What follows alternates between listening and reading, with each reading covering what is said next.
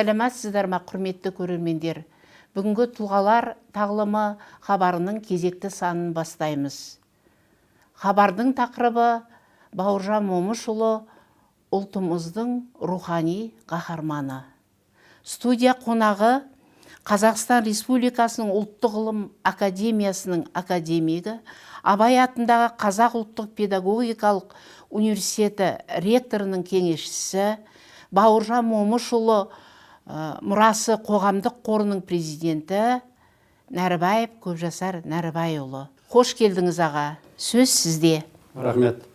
Ең бірінші мынау халық арна дейтін жаңадан арна құрылған екен.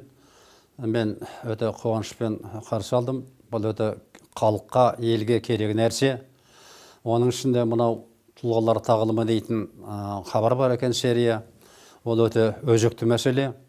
1961 жылы Рабиндрат Тагордың туғанына 100 жылға байланысты доклад баяндама жасауды Баукеңе тапсырады. Оны Мұхтар Әуезов марқұм сол ненің алдында болу керек, өлерінің алдында. Баукеңе айтып, Бауке, осы сенің қолынан келеді. Осы Рабиндрат Тагор туралы баяндама сен жаса. Саған сеніп отырмыз, тапсырып отырмыз. Дегенде Баукең мұқият қарап, мұқият дайындап, Тагордың 22 томдық шығармасын оқып, Индияның тарихын оқып, Индияның мәдениетін, әдебиетінің беталысын оқып, басқаларын оқып, не керек тек қана Тагордың ғана шығармашылық емес, сол замандағы, сол тұстағы, сол кездегі Индияның мәдениеті, Индияның әдебиеті, өсу даму, сол туралы керемет ғылыми баяндама жасаған адам. Ол баяндамасы бар. Бұл ғалымдығы Баукеңнің. Одан кейін Баукеңнің тағы бір несі, әдебиетін жалғастырсақ, ол бұл әдебиетін былай енді. Кезінде Әлжапар Әбіш пен Мұхтар Әуезов намыс гвардиясы десін жазды ғой. Соны тасылған қап сынаған. Ол сын Мұқан мойындаған, бәрі дұрыс деген. Өйткені енді Мұқан да Әлжапар Әбішев те соғыста болмаған, көрмеген көзімен, әрине олардың несі. Соның бәріне өз ұсыныстарын берген ғой. Сөйтіп түзетіп барып шығарған. Екінші, соғыста жүргенде Абай роман жіберген Мұхтар Әуезов. Оны өзің білесің енді, Абай танумен айналысып жүрсің. Сонда айтқаны оқып шықтым. Құнанбайды төмендеткен. Оны алғаш сол кезде айтқан, бірінші соғыс айтқан. Абайды көтерем деп Құнанбайды төмендеткен. Ол дұрыс емес. Құнанбай қазақтың Иван Грозныйы. Иван Грозный дегеніне жетті. Құнанбай қазақ мемлекетін құрам деп еді. Оған жетемей кетті. Ол дұрыс емес, мұны кешіруге болмайды деген. Енді әрине Мұқан ол кезде амал жоқ. Құнанбайды әлгі билеуші таптың өкілі ретінде саясат солай болды, етпесе кітап шықпайтын болды. Оның бәрі түсінікті. Бірақ сол кезде сын айтқан. Сол кезде айтқан. Кейін ғой мұна біздің Құнанбай, кім Жолдақсынов Досқан фильм шығарды, кім әлгі Сапаралы, Бейбіт Сапаралы кітап шығарды, статьялар шығып жатыр. Құнанбайдың рөлін енді ғана мойындап жатырмыз. Тәуелсіздік кезде. Иә. Ал сол кезде, сол уақытта ешкім айтпайтын кезде Баукең бірінші айтқан. Ақындығы. О да зерттелмей былай айтқан нәрсе. Ол 16-15 жасынан өлең жаза бастаған Баукең. Кейін мына 30 томдығында бір том сол өлеңдер жинағы. Ол туралы өлеңнің мазмұны басқаша жөнінде ешқандай әлгі не жоқ. Оны көп жұрт біле бермейді, танымаған. Бұл енді одан өзі толық емес оның өзі. Сосын әлгі Баукеңнің хаттары. Баукеңнің хаттары үлкен бір көркем шығарма сияқты.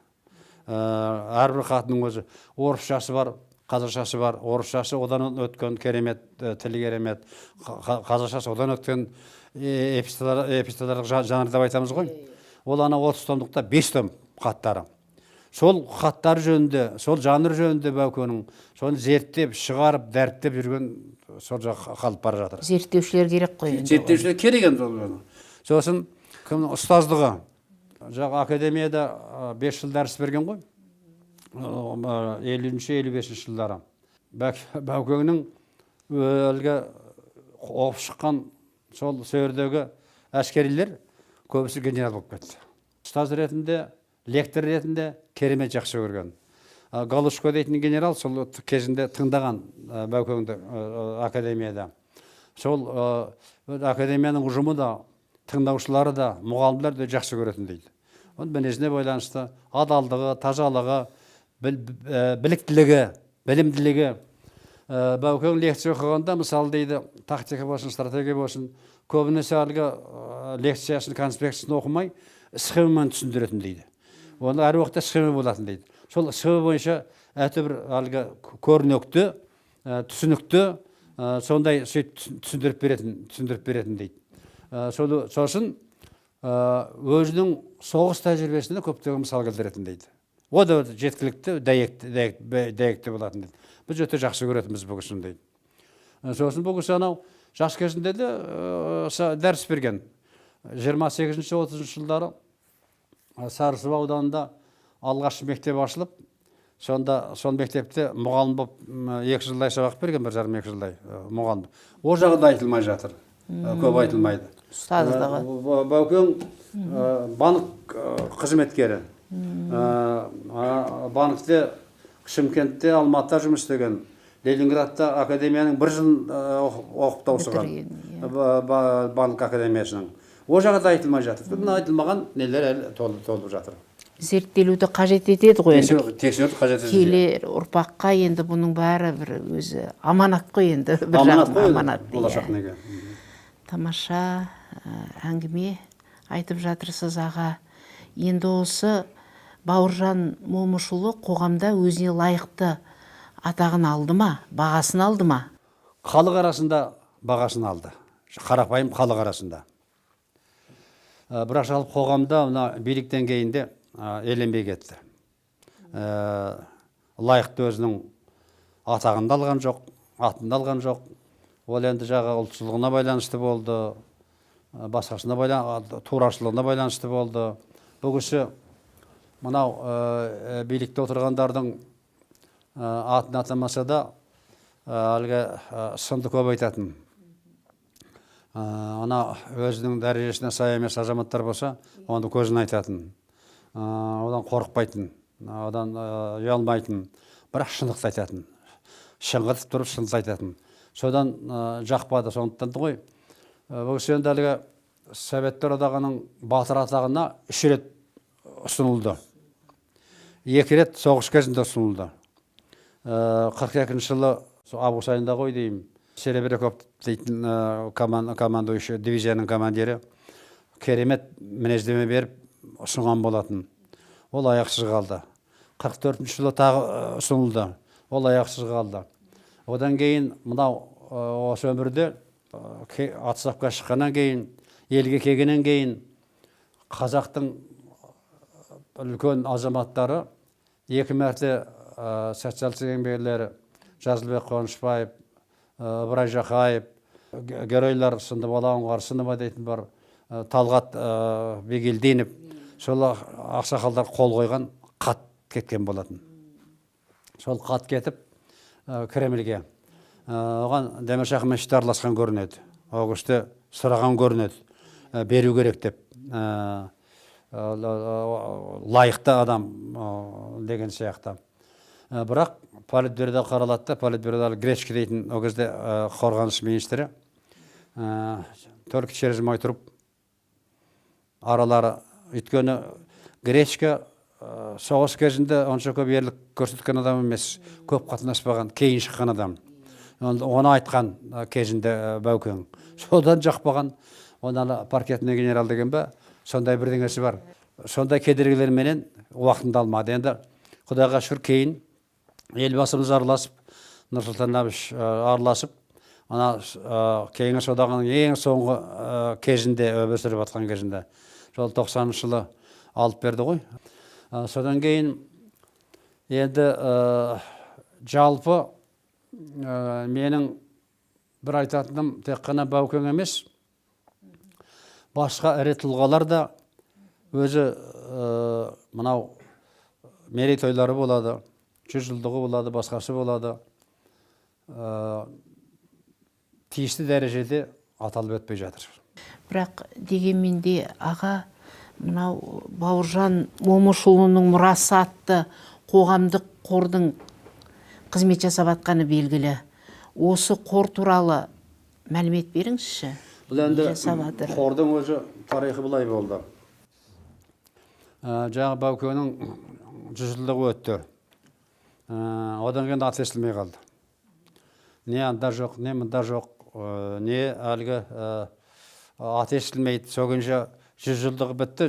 Оның жағы несін айтайын, мынау неде Тараздан кейін 10 декабрьде мынау Алматы опера театрда 100 жылдығы болды. Көзім көрген біздің ұрпақ бір басқа, кейінгі ұрпақ оны біле бермейді ғой.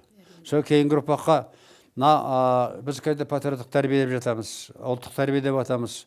Ұлттық тәрбиеге, патриоттық тәрбиеге Баукенің тұлғасынан артық ештеңені таба алмаймыз. Осы тұлғаны дәріптеп, осы тұлғаны жасайық деп деген ниетпен қор құрдық. Сондықтан соның бәрін ескеріп отырып, осы Баукенді жастардың арасында, студенттің арасында әсіресе дәріптейді деген жоспармен, сондай мақсатпен қорды аштық. Қор сол әлгі Баукенің туған күні бар, қайтқан күні бар, сосын басқа мерекелер бар, мынау жеңіс күні дейміз, сосын әлгі февраль айындағы басқа күндер бар. Сонда мына балалардың арасына кездесу ұйымдастырамыз, семинар өтеді, дөңгелек стол өткіземіз, дәріс ұйымдастырамыз, барлық септестіміз. Мынау тұлғатану орталығымен бірігіп, недегі әлгі бізде университеттің кафедрасы бар, әскери дайындық кафедрасы. Жыл сайын сонда сол балаларын жинап, сол дәріс өткіземіз. Оған Жайнеп келеді, келіні бірге өткіземіз. Бұл өзі дәстүрге айналып кетті. Сол сияқты. Осын кейбір кітаптарын шығарса, мынау кітапта біз кейін шығарамыз. Осын кейін осы біздің қордың несімен шықты. Бақытжанның 75 жылдығына арнап, арнайы шығардық. Бұл енді жаңа мен айтып кеттім, қайталап атайын, бұл керемет Баукенің ұлы қайраткерлерменен, ғалымдармен, ірі тұлғалармен әңгімесі. Сондағы әлгі қоғам туралы, болашақ туралы, ел туралы, халық туралы, мәдениет туралы, әдебиет туралы жалпы. Енді алда тағы біраз жоспар бар.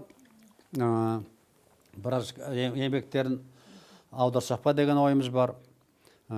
Сосын көкейде жүрген бір ой бар. Енді ол қаражат жағына байланысты бір энциклопедия шығарсақ па деген ойымыз бар еді. Оған енді қазір қаражат қол байлап отыр. Негізінен әзірге шейін жәрдем берген бізге осы жоғарғы оқу орындарының ұжымдары. Оларға рахмет, директорына. Көбісі енді менің шәкірттерім, таныстарым, әріптестерім, олар түсініп осыға қол ұшын беріп, жәрдем беріп. Біраздан кәсіпкерлерге, өзіміздің қалталыларға хат жазып жатырмыз. Бірақ көбінен жауап жоқ. Білмеймін, Баукенің аты белгісіз бе, әлде басқа нәрсе бе. Бірақ бір рахмат етеміз. Райымбек қоры солар қол ұшын беріп, жәрдем беріп жатыр. Басқалар әзір үнсіз. Бірақ күтеміз. Егер де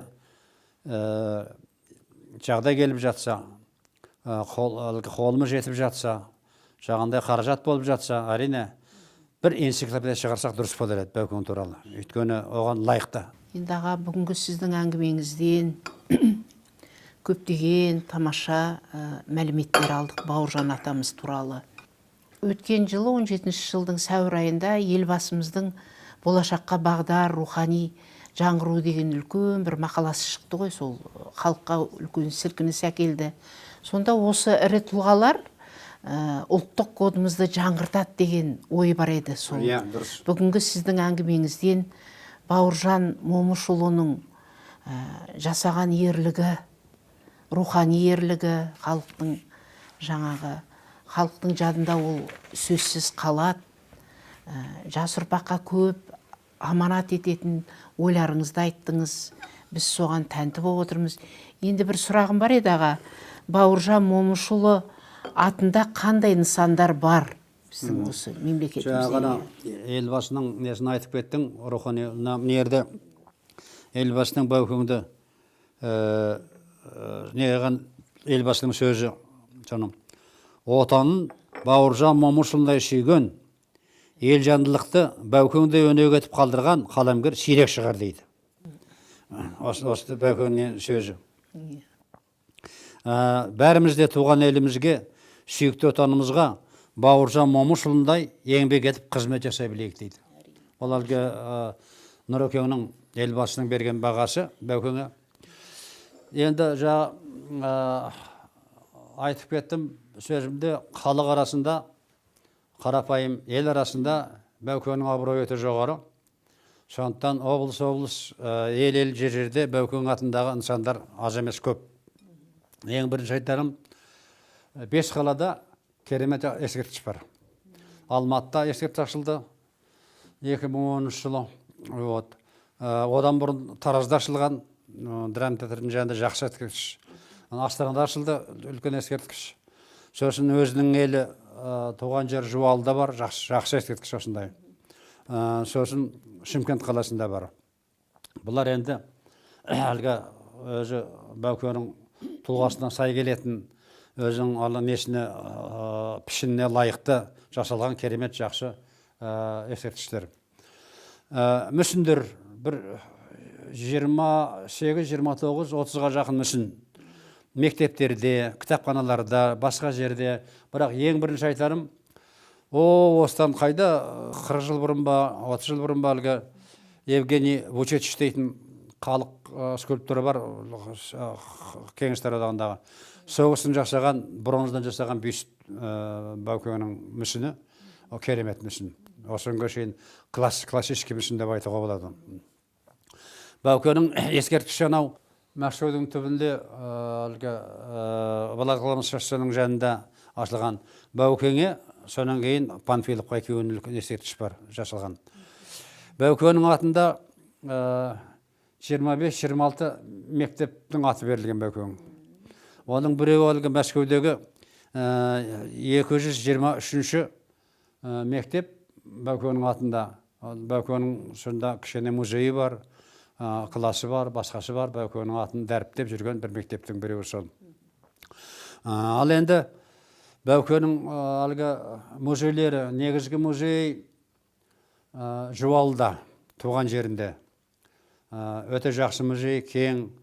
Мына үйіндегі барлық сол экспонаттардың бәрін 100-ден асатын 200-300-дей Зейнеп келіні апарып беріп, қолына тапсырып, сол музейдің несінде. Бірақ енді өкінішке орай, ол енді музей жақсы болғанмен, мына ауылдың шетінде. Әдейі арнайы бармаса оған көлікпен былайша күнделікті қатынап, күнделікті көретін нәрсе емес. Солған өкінішті. Алматыда мектепте, Бауыржан атындағы мектепте, училищеде музей бар, лицейдің жанында музей бар, 5-6 музей бар. Ал енді 280-ге жуық көше аттары бар. Бауыржан атына көше берілген. Одан ең көбі 60 көше оңтүстік Қазақстан облысында. 61 көше Алматы облысында. Қалған облыстарда сол 10, 15, 20 көшеден көшкелі бар. Сосын 2000 жылы мына Зайлескі Алатау дейді, Шығыс Алатаудың несіндегі бір шың бар. Сол шыңға Бауыржан Момышұлының аты берілді. Оның биіктігі 4074 метр. Сол Бауыржан атындағы шың. Оған көтерілген альпинистер де бар, басқа бар. Енді халық Бауыржан атын ұмытқан жоқ. Ел әсіресе мына біздің ұрпақ, біздің кейінгі ұрпақтарында жастардың жөні бөлек, оларға айту керек. Сондықтан Бауыржан атындағылар бар емес, Құдайға шүкір бар, жоқ емес. Енді Баукең жағы әлемге танылған деп азамат деп отырмыз ғой. Баукең жағына елбасының берген бағасын айттым, сөзін айттым. Ахмет Шқонаев Баукеңді әлем таныған үлкен титан деп айтқан. Бауыржан Момышұлы әлем таныған титан деген бағасын берген. Фидель Кастро жақсы бағасын берген. Фидель Кастрдан сұраған көрінеді. Мынау екінші дүниежүзілік соғыстағы қаһарманы кім деп білесіз дегенде Александр Бектің «Волоколамсыз шашы» дейтін кітабындағы қазақ Бауыржан екінші дүниежүзілік соғыстың қаһарманы сол кісі деп жауап берген екен. Содан кейін өзі Баукеңе шақырту жіберді Кубаға.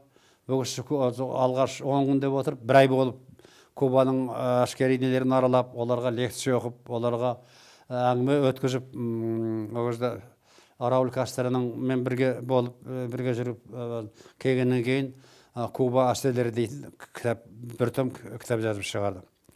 Енді ана өзінің Шыңғыс Айтматов өте жоғары бағалаған, ұлттың үлкен бір қасиетін сақтаған азамат, тек қана әдебиет, кино емес, фольклордың кейіпкері болған азамат деп айтқан Шыңғыс Айтматов. Мұхтар Шаханов бауырымыз Баукең қазақ халқының феномені деген баға берген. Өзімен бірге әскерде бірге болған азаматтардың бағасы өте керемет. Ана Чистяков, Серебряков, Сахаров, Голиков, Галушко дейтін генералдар үлкен атап. Сонымен қатар ана маршалдардың өздері де Баграмян, Василевский, Жуков, Рокоссовский деген маршалдар Баукеңнің әскери ерлігін, қолбасшылық тәжірибесін жоғары сыйлаған, ақылға мойындаған. Сондықтан Баукең бұл енді тек қана қазақтың ғана ұл ірі тұлғасы емес, әлемдегі ірі тұлға деп айтамыз. Әрине, жаңа айтып отырмын ғой, дәріптеу мәселесі бойынша біраз нәрсе жетіспей жатқан нәрселер бар. Оны да меніңше түзеу керек. Менің ойым, мына қордың жоспарында Бауыржан тану дейтін дәріс қалыптастыру керек деген ойымыз бар. Сол Бауыржан тану қазір тек қана бір 2-3 қана мектепте оқылады. Бауыржан атындағы әскери мектепте, лицейде, соны барлық оқу орындарына таратсақ. Баукеңнің өмірі, Баукеңнің ерлігі, қызметі, шығармашылығы, таланты, рухани байлығы меніңше жастарға қазір өте керек сияқты. Сосын енді әрине Баукең 27 жыл Алматыда тұрды. Алматыда үлкен Баукеңнің атындағы жеке музей жоқ, мемориальный музей жоқ. Біраз әлгі талпыныстар болды, бірақ қорытынды жоқ. Одан осы Алматыда Баукеңнің музейін ашса деген бір ойымыз бар. Содан кейін ол енді өйткені жастар осы Алматыда, студенттер Алматыда, оқушылар Алматыда, сол Баукеңнің музейі болса, оған барып көрсе, Баукеңнің өмірінде қанық болса, ерлігін білсе, ол енді балаларға, жастарға керек болар еді. Содан кейін кезінде ұсыныс беріп ал айтылған, бірақ енді ескерусіз әзірше Баукеңнің атындағы мемлекеттік әскери орден болса. Суворов, Кутузов атында ордендер бар ғой енді Ресейдің несінде. Баукеңнің атағы кімнен кем? Баукеңнің орденін тақса, біздің жауынгерлер қуаттанып, қажырланып, жігерленіп, отан қорғайды. Сондай болар еді ғой. Ана Бақытбек Смағұл дейтін азамат бір медаль шығарып, Баукеңнің атындағы медаль сияқты бірдеңі. Онан таратып беріп ол керек енді, ол әрине орден. Бірақ енді дегенменде үкімет деңгейінде, мемлекет деңгейінде Баукең атындағы орден болса, нұр үстіне нұр болар деп айтамыз. Содан кейін енді анау Баукеңнің әскери академиядағы оқыған лекцияларын алдырталсақ, материалдарын алдырталсақ, ол керемет болар еді. Онда көп материал жатыр онда. Сосын әскери архивтерде көп материал бар. Оны алдырталсақ, ол да бір керемет жақсы болар еді, менің ойымша. Сосын енді әрине кезінде ұсыныс береміз. Мына энциклопедия ол бір кісінің қолынан келетін нәрсе емес.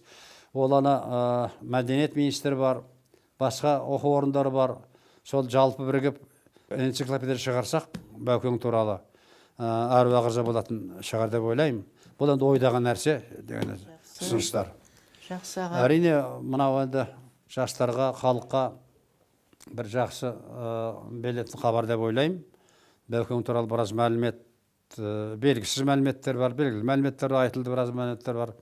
Бұл енді осы Бәукеңнің атын әруағын сыйлап бір хабар арнап отырғандарыңа рахмет айтамын. Жақсы аға, өзіңізге де бүгін ұлтын сүйген, ұлттың рухани қаһарманы Бауыржан атамыз туралы көп әңгіме айттыңыз. Үлкен рахмет айтамыз сізге. Жақсы. Құрметті көрермендер, бүгінгі тұлғалар тағылымы атты хабарымыздың Бауыржан Момышұлы ұлтымыздың рухани қаһарманы атты тақырыбымызды аяқтаймыз. Сау, саламат болыңыздар.